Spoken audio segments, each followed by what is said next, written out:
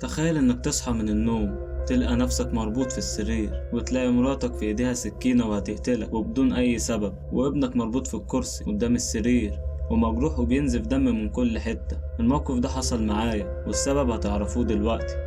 انا خوف، ودي قناة بوابة للعالم الاخر، وياريت قبل ما نبدأ نصلي على النبي ويلا بينا.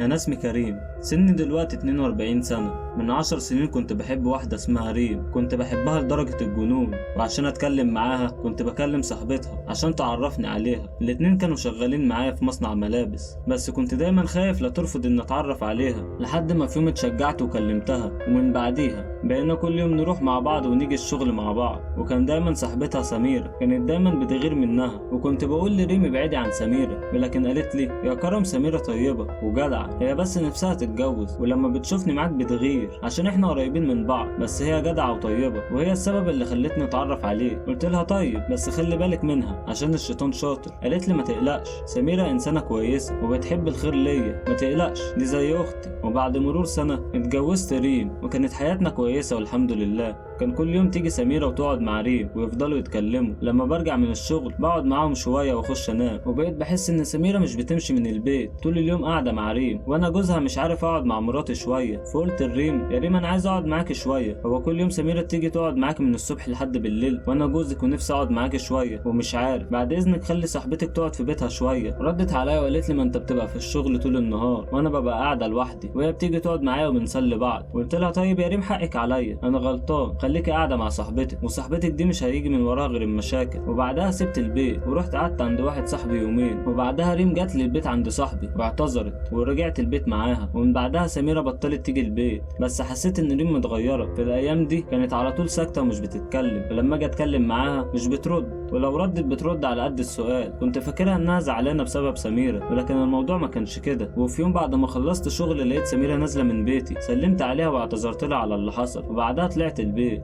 لقيت ريم واقعة على الأرض، وريم كانت فاقدة الوعي. خدتها ورحت لأقرب مستشفى، وقالوا إن الضغط كان واطي عشان كده فقدت الوعي. وبعدها رحنا البيت، وريم فضلت نايمة طول الليل والنهار، وأنا ما رحتش الشغل وفضلت قاعد جنبها. ولما صحيت قلت لها الحمد لله على سلامتك، قالت لي الله يسلمك، أنت ما بتروحش الشغل ليه؟ قلت لها هروح الشغل إزاي وأنت بالحال ده؟ قوم أنت بس بالسلامة، بعدها نشوف الشغل، أهم حاجة إنك تبقى كويسة. وبعد اليوم ده ما شفت السميرة تاني، ولا حتى ريم شافت سميرة. ولما سألت ريم على سميرة قالت لي سميرة سافرت المغرب شغالة هناك. قلت لها طب الحمد لله ربنا يرزقها. وبعد ما عدى 13 شهر خلفت ولد وسميته يحيى. كنت فرحان جدا ان بقيت اب. وبعد 7 سنين لقيت الباب بيخبط، فتحت الباب لقيت سميرة. لما شفتها معرفتهاش وسألتها انت مين؟ قالت لي انا سميرة. قلت لها اتفضلي شكلك اتغير خالص. فضلت اتكلم معاها وكانت ريم موجودة، فضلوا يتكلموا مع بعض طول الليل. وتاني يوم بعد ما خلصت شغل روحت البيت لقيت يحيى ابني واقف قدام المراية. قلت له يا يحيى مالك؟ قال لي ماما يا بابا ماسكة سكينة وقاعدة جوه الأوضة وأنا خايف.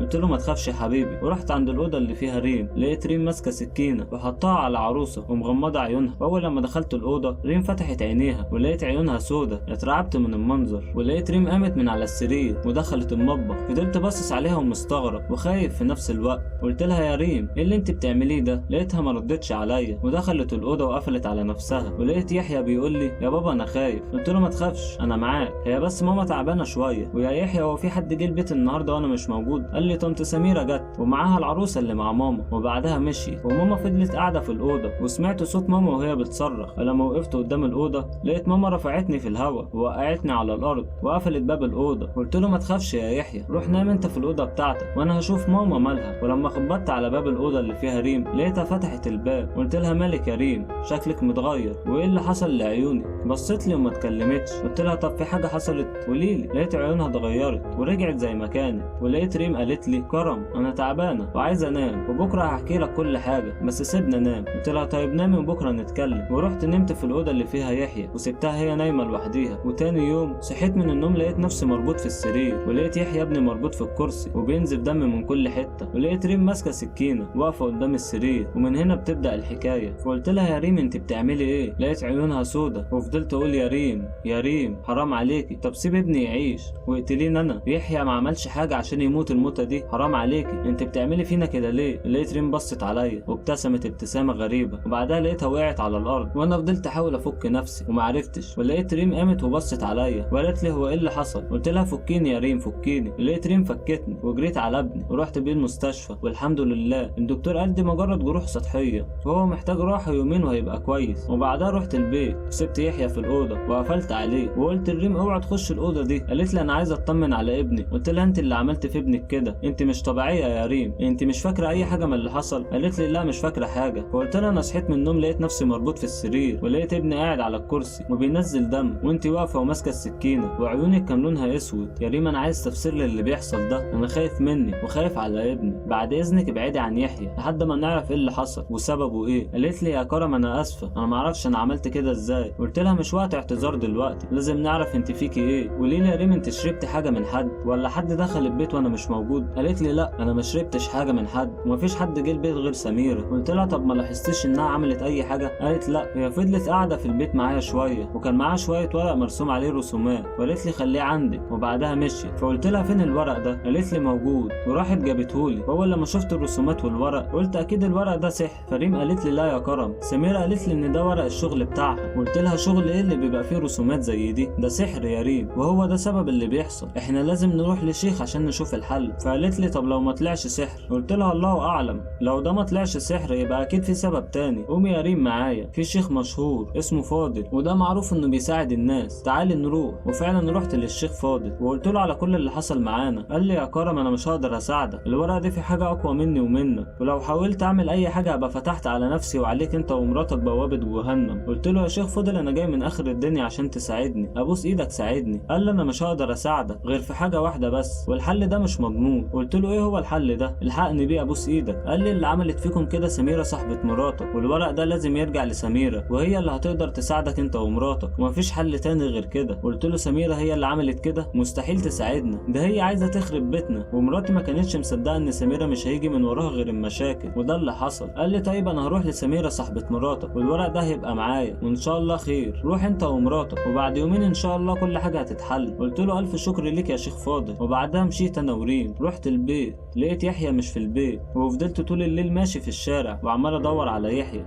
ورحت بلغت الشرطه وقلت لهم ان ابني مش موجود في البيت، وفضلت في الشارع يومين عمال ادور عليه. ولما رحت البيت لقيت ريم قاعده في الصاله وبتعيط. قلت لها في ايه يا ريم؟ قالت لي يحيى مات. قلت لها انت بتقولي ايه؟ هو فين يحيى؟ قالت لي الجيران شافت يحيى هو بينط من على السطح ووقع في المنور. قلت لها كل ده بسببي، قتلت ابني ودمرت حياتي، حرام عليكي. قلت لك سميره صاحبتك دي هتدمر حياتنا بسبب الغيره والحقد، واهو ابني مات وانت بقيتي واحده تانية. الواحد يخاف يبص في وشك، وانا هاخد حق كل اللي حصل فيا وفي ابني. جلال انت رايح فين؟ قلت لها رايح اجيب حق ابني وحق كل يوم فات كنت خايف فيه. ونزلت من البيت ومعايا سكينه ورحت بيت سميره وخبطت على الباب ولقيت الباب اتفتح لوحده، ودخلت الشقه وقلت لها يا سميره انت فين؟ قالت لي انا هنا يا كريم، بس الصوت ما كانش جاي من جوه الشقه، ده كان جاي من ورايا. بصيت ورايا لقيتها واقفه، فقلت لها انت ليه عملت فينا كده؟ قالت لي انا ما عملتش حاجه. قلت لها الورق اللي فيه السحر والكلام اللي كنت دايما بتقوليه لمراتي عشان تبعدي مراتي عني وابني اللي مات بسببك، وانا الرعب اللي كنت عايش فيه بسببك كل ده وما عملتش حاجه. قالت لي مراتك هي اللي عملت فيك كده، انا مالي؟ وابنك اللي مات انا ما اعرفش انه مات الا دلوقتي. وهو ابنك مات ازاي؟ مش ابنك نط من فوق السطح؟ يعني الطفل كان قرفان من امه وابوه، انا مالي؟ دي مشاكل عائليه. قلت لها وعرفت منين ان ابني نط من فوق السطح؟ قالت لي الناس يا كريم ما عندهاش سيره غير ان يحيى كان مخنوق وعنده حاله نفسيه منكم ومن المشاكل اللي انتم فيها على طول. قلت لها كل المشاكل اللي بتحصل حصلت بسببك انت، السبب هو انت، لازم تموتي. قالت لي انت عايز تموتني؟ ماشي اتفضل موتني، بس قبل ما اموت احب اقول لك مراتك دلوقتي هتقتل نفسها، هتروح تلحق مراتك ولا هتموتني؟ وقلت لها وانت عرفت ازاي؟ انت كدابه. قالت لي بكل برود انت كده بتضيع وقتك، هتروح لمراتك ولا لا؟ قدامك نص ساعه، يا تلحق يا ما تلحقش. في الوقت ده معرفتش اعمل حاجه غير ان الحق مراتي، وفعلا جريت بسرعه ورحت البيت. فتحت الباب لقيت ريم واقعه على الارض ولقيت الدم نازل من ايديها، خدتها ورحت المستشفى. وبعد ما الدكتور كشف عليها وعلق لها محاليل، الدكتور قال لي الحمد لله هي كويسه، تقدر تخش تطمن عليها بس من غير ازعاج، وتسيبها يومين في المستشفى تحت الرعايه وان شاء الله هتبقى كويسه. قلت له الف شكر ليك. وبعدها دخلت الريم لقيتها نايمه وفضلت قاعد جنبها طول الليل وما نمتش لحد ما صحيت من النوم ولقيتها فتحت عينيها. قلت لها الحمد لله على السلامه. قالت لي سامحني يا كريم. قلت لها مسامحك، المهم دلوقتي تقومي بالسلامه، ده عندي بالدنيا كلها. وفضلت اتكلم معاها شويه وانا قاعد معاها لقيت الشيخ فاضل دخل من باب الاوضه وقال لي السلام عليكم. ردينا السلام. قال لي ازيك يا دكتور كريم؟ قلت له الحمد لله. وقال لي ريم الحمد لله على السلامه يا بنتي، حرام عليك اللي بتعمليه في نفسك، وبلاش يا بنتي تسمعي كلام الشياطين وان الله مع الصابرين. قلت له الف شكر ليك يا شيخ، وشكرا انك جيت زرتني انا ومراتي. قال لي انا رحت عند البيت عندك وما لقيتش حد،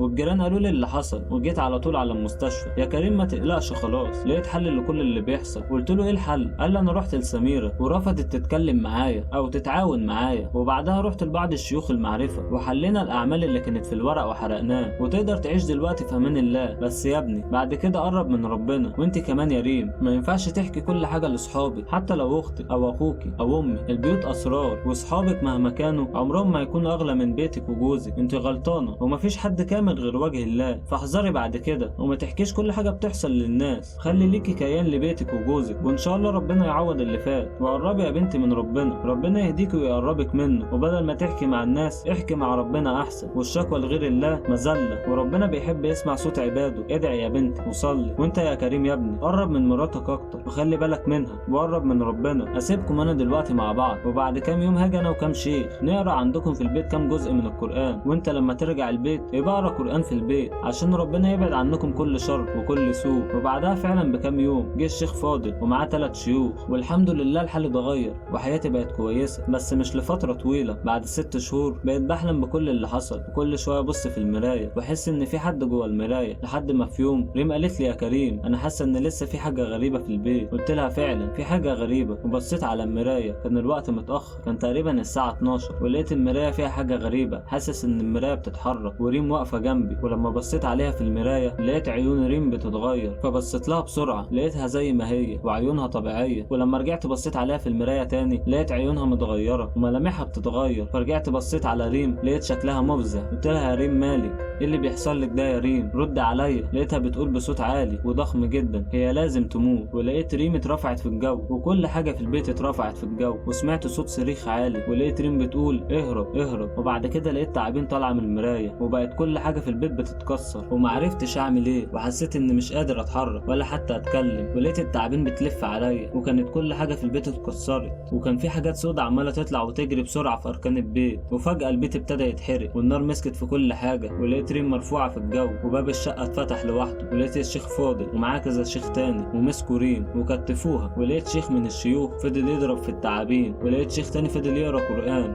ويقول اذكار، وانا حسيت اني بموت واغمى عليا. ولما فوق لقيت نفسي على السرير، ولقيت الشيخ فاضل بيبتسم. فسالته ريم فين؟ قال لي الحمد لله على السلامه، ما تقلقش ريم في الاوضه اللي جنبك، هي دلوقتي نايمه. فسالته هو ايه اللي حصل؟ انت مجروح وبتنزل دم يا شيخ؟ قال لي لا دي حاجه بسيطه منك انت اللي ضربتني. قلت له انا؟ قال لي انت، بس انا عارف ان اللي جواك هو اللي عمل كده، وانت وريم كنت تحت تاثير شيطاني ملعون، لكن الحمد لله انت دلوقتي بقيت احسن، وريم كمان بقت احسن. وما تستغربش انا اخر مره سبتك فيها لما كان معايا الشيوخ، كنت عارف ان الموضوع لسه مخلص، فعشان كده كنت دايما باجي اطمن عليك ومعايا الشيوخ، لحد لما جيت ولقيتك انت ومراتك ملبوسين. ومعلش على اللي حصل في البيت، ربنا يعوضك. قوم يلا اطمن على مراتك. وعايز اقول لك على حاجه قبل ما تقوم، سميره اللي كانت عامله كل ده فيكم زمانها دلوقتي بتتحرق باعمالها اللي عملتها. وما تقلقش ربك مش بيسيب مؤمن ولا حق مؤمن. قوم يلا اطمن على مراتك. قمت بصيت على ريم لقيتها بتفوق، وقلت لريم ما تتكلميش، انا عارف اللي حصل غصب عني، ولكن ربنا لحقنا والحمد لله على كل شيء. بعد مرور 3 ايام بيت سميره اتحرق، وماتت سميره محروقه بطريقه صعبه جدا، والتعابين كانت ماليه البيت بتاعها. ومن بعد موت سميره البيت بتاعها اتهدم، وجثتها كانت مليانه سموم فظيعه، وجثتها ما اتدفنتش في مكان معروف عشان الامراض، دفنوا الجثه في مكان بعيد، ودي نهايه كل حقود وحاسد ومدمر. وبكده تكون انتهت قصة النهاردة. أرجو إنها تكون عجبتكم، ولو حد حصل معاه موقف غريب أو كان ليه تجارب مع العالم الآخر ممكن يكتبها في كومنت، عشان نوي بإذن الله ابتدي سلسلة قصص المتابعين، وده طبعا معتمد عليكم انتوا. وقبل ما أنهي الحلقة أحب أقول لكم كلمتين مرضتش أقولها لكم في المقدمة عشان ما أطولش عليك يا عزيزي المشاهد. دعمك باشتراك أو لايك أو كومنت مهم جدا عشان بيحسسني بالأمل وبيخليني أستمر. فأرجو إن لو الفيديو عجبك سيب بصمتك قبل ما تمشي وعرفني، ولو ما عجبكش مش مهم، لا بهزر، اكتب في كومنت السبب عشان عشان اطور من نفسي، ويا رب اكون خفيف على قلبكم، وسلام.